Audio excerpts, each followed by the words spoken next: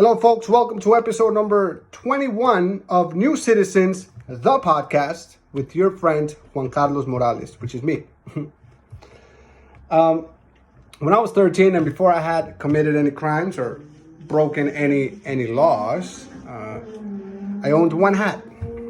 And I had lost that one hat. I don't know what happened to it. Maybe someone took it. Maybe I left it somewhere. And if you know me and you've seen my videos and my pictures, I like to have my hair done. You know, I like to control my hair. I like it to look a certain way. And I've been like that for a long time, especially back then when I was very insecure and I was very young and hair mattered. Didn't matter if it was long or short. I just wanted it a certain way. And I had not been to the barber for a long time, and I lost my hat. I needed to go to school the next day, so I asked my mom for some money so I can go to the barber shop. It was about 7 p.m., and I lived on 144th Street and 87th Road in Jamaica, Queens. Then I get out of my house. I walk to the barber shop that is around 150th Street and Hillside Avenue. It's a couple of blocks away from my house, and they were closed. So I crossed the street for some reason. I think I just wanted to stay outside a little bit longer. Any opportunity to leave my house, I took it, believe me. And I was walking back on Hillside. And next to me, there was another Latino, older man, a little bit shorter than I was. So he was really short, especially when I was 13. I was tiny. So he was short, but he was older. And he had some baggy pants on, and he smelled a little bit like alcohol. I know because my stepdad used to drink, so I know what they smell like. And he's walking a little bit ahead of me. And I hear a car pull up. I didn't see it. I heard a car pull up. And I hear people saying, "Hey, you, stop." I ignored it because I didn't do it. I just went to the barbershop. I was walking back home. And then I kept walking. And a couple of seconds more later, I hear, "You, we said stop." And then but really loud and really like it's with you. And I turn around and I see 8 cops, two cop cars, 8 cops get out, pointing at me with real guns. At me, not at the other Latino guy that was older and might have committed a crime. There was more chance he committed a crime than I did, because I was a 13-year-old kid. And I froze. It's like, holy shit, this is crazy. This is an experience I've never had before. I don't really know what to do here. So all I did was raise my hands, 13-year-old me, raise my hands. And I said, it wasn't me. I didn't do anything. I just, "What are you doing here? Show me your ID." And I give him my ID. Thank God I had my school ID and my ID in my wallet with the $10 that I had for the haircut. That's all I had in my pockets. And somehow I got out of that. Nobody shot me. They didn't apologize. They just said, "Go home." So I went home after that experience. 8 cops with guns. They didn't look happy to see me. They looked like they wanted me to be whoever the hell they were looking for. And I went home shook up. I was shook. I was scared. I didn't tell my mom anything, because had I told her something, she would have been like, "Oh, you did something wrong. That's why the cops were after you." I'm like, "No, the cops weren't after me. This happened," but whatever. I had to live with that for a little while. And then growing up, later on in life, I had some encounters with some cops, and I always felt the same thing I always felt that thing like I felt this you from around here? Yeah? You hanging out here? Yeah, you're up to no good. I'm gonna catch you doing something wrong, aren't you? You're committing some crimes, aren't you? You're up to no good, aren't you? You're up to no good. I'm gonna catch you. I'm looking. I'm here. When you do it, maybe you don't do it right now, but when you do it, I'm gonna catch you. I'm gonna catch you because you can't be you're up to no good. Look at you. I always felt that from cops. That's why I always try to stay away from cops. Because I always felt that they want me to fail. They want me to do something wrong so they can catch me. Because that's what they think of me. I'm from Jamaica, Queens. So what are you? Hispanic from Jamaica, Queens? Even if the cop was Hispanic, I felt the same thing. like like that energy. I never felt compassion from a cop, or I never felt like secure or safe. Growing up as a kid, in this neighborhood, I never felt, compassion, care. I never felt like they cared. I just felt like they cared about catching me or my friends do something wrong. Catch me that. I wish I could have felt compassion. I wish I could have felt identified with them. I wish I could have felt leadership from them. But not in my neighborhood, not in Jamaica, Queens. And I don't know any of my friends. If you're watching this, any of you, if you ever felt compassion or leadership, or you had a relationship with the police force and the officers who were role models and who are encouraging you to be great and to do the right thing and to hopefully one day maybe join the force, I never. I was just scared of them, so I stayed away from them. I didn't look at them, because you never know. I was 13 before I had broken any laws, and I was this close from one of them to say, yeah, that's him, and get nervous and shoot me. Who knows? Or one movement, no, he had a gun and shoot me. That's how close it was. That's how close it is in New York. That's how close it is in America. They think you have a gun, you're getting shot, my brother. 13 or 14 or 20 or 30 or 40 or 50. If they think, wow, if they think that. So if you're going to give people so much power. Look, this George Floyd thing. There's one thing that kills me. And that I understood from watching that video once. I'm not going to watch it ever again. I don't want that type of negativity in my brain, in my mind. I don't want that. I saw it once and that's enough. And I'll talk about it today and I'll never talk about it again.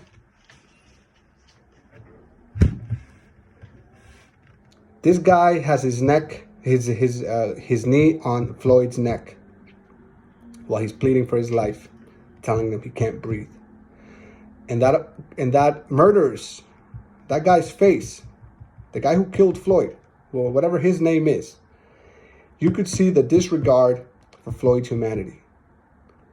He had no regard for the humanity of George Floyd. In other words, that ex-police officer, that man who murdered George Floyd, didn't see Floyd as a human being. He saw him as something less than he is, where he's righteous to put his knee on its neck and slowly take the life out of him. No regard for his humanity. And the people that surrounded those police officers, the same thing. Because if you think somebody is like you, a human, and he's pleading for help, and he's controlled, and he has handcuffs, then you act like he's a human or she's a human. You don't just disregard this man's words, begging for his life, begging for air.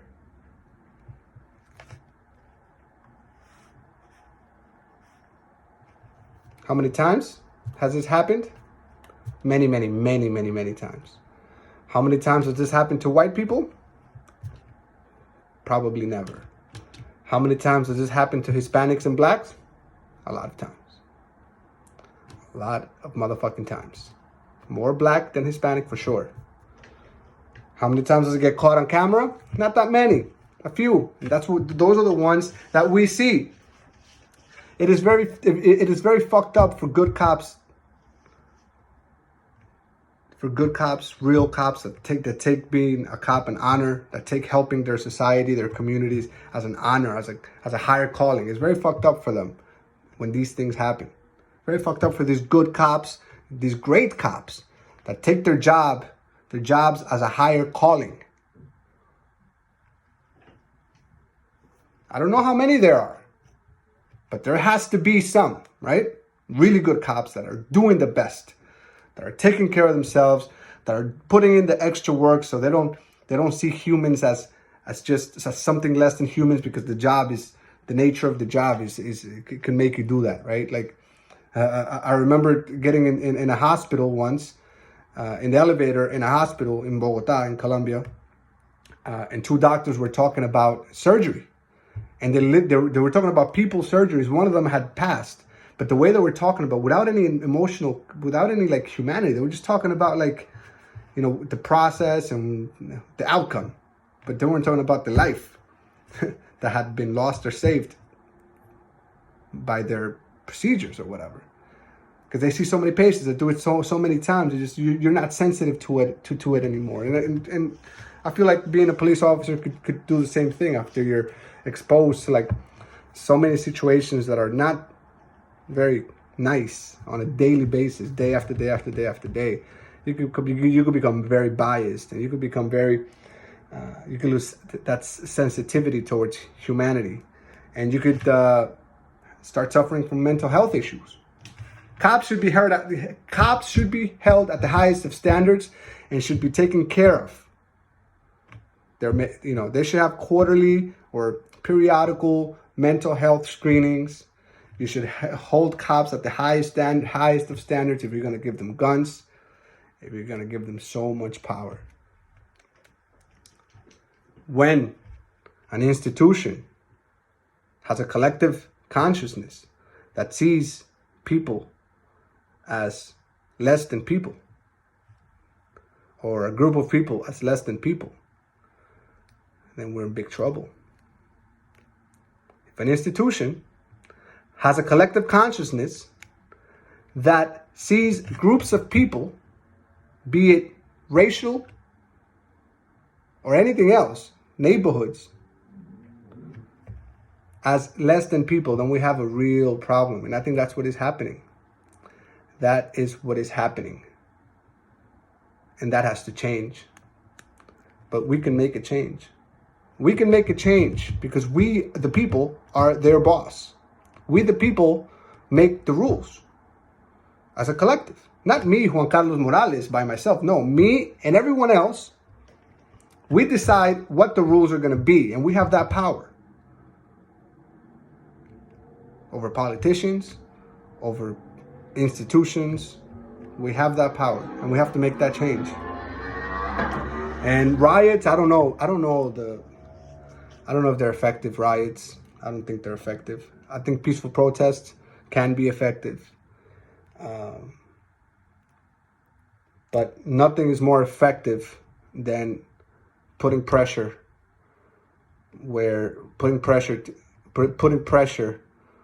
in the points that are the most sensitive for the people in power. Banking systems.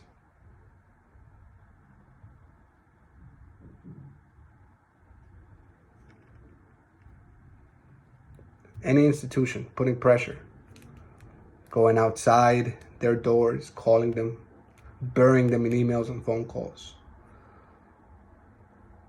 Making sure that they know the people that are in power, that are at the top, put so much pressure that they can't even function properly, normally.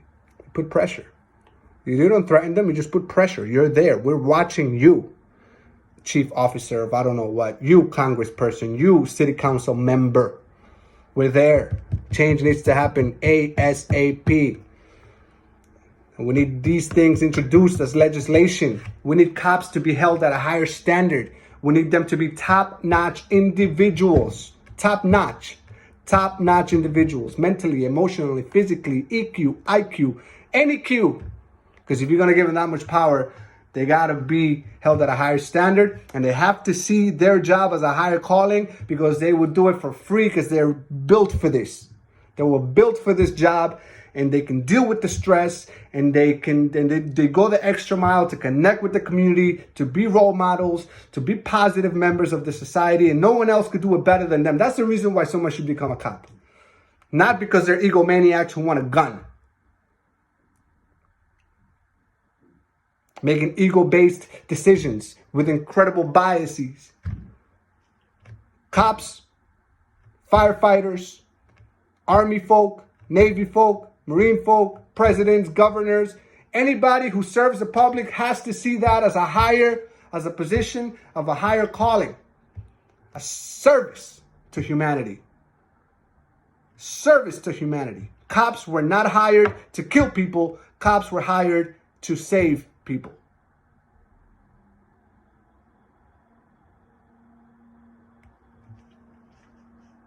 R.I.P. R.I.P. Floyd. R.I.P. anybody who's been murdered by cops. What are we going to do? What are we going to do? The power is in the collective. I don't know that a riot is the right way to go. I just don't see it that way. But this is not a good time to kill somebody after all this, the COVID-19, this crisis, pandemic, and then you're going to go and do something like that. That's not going to sit well with people. And you can see it. People are going crazy. People are losing their ability to reason and make proper decisions. But we need pressure to the key people that can make the changes that we need them to make.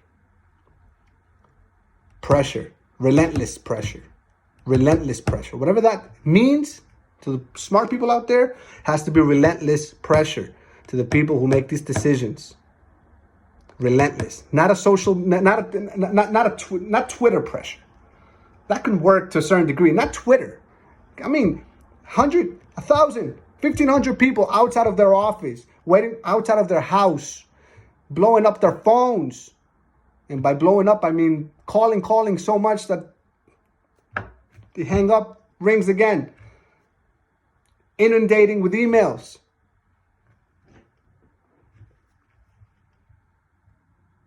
Put the pressure, relentless pressure, because we can change the rules. We can make this better. But nothing changes if it's a story today and a week later, it's over. Relentless pressure until change happens. Relentless pressure. Relentless pursuit until change occurs. Change is hard. System is old, antiquated, ran by older people who are addicted to power. It's not going to change overnight. I know Kevin Hart wants it to change, wants to see something happen right now, and it doesn't change overnight. It requires relentless pressure, day after day after day after day, to the key people. Map them out. Key people making decisions. The key people that were elected. The key people who hold the highest offices. So much pressure, they can't function properly. They can't. All they hear and all they feel is the pressure of the people telling them what needs to change. Not happening overnight, not happening over fucking Twitter. Cops at the highest standard. Public service should be a higher calling. Not a way for you to get power because you're an egomaniac. Not a way for you to steal from the people. Not a way for you to cover up your broken self, your broken inside. No. It should be a higher calling, and you should be held to the highest of standards the minute you go for that job. Mental health. And we cannot have an institution's collective consciousness deem people or see people to be less than human. It just cannot happen. R.I.P.